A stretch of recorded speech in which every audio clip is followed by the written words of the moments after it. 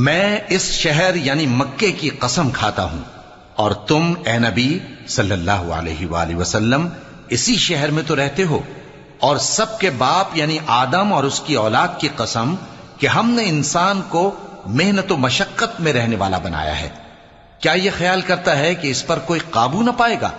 کہتا ہے کہ میں نے بہت سا مال برباد کر دیا، کیا اسے یہ گمان ہے کہ اس کو کسی نے دیکھا نہیں؟ بھلا ہم نے اس کو 2 آنکھیں نہیں دیں اور زبان اور 2 ہونٹ نہیں دیے؟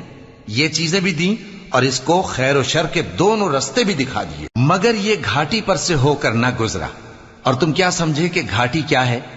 کسی کی گردن کا چھڑانا یا بھوک کے دن میں کھانا کھلانا، کسی رشتہ دار یتیم کو یا مٹی میں پڑے کسی نادار کو۔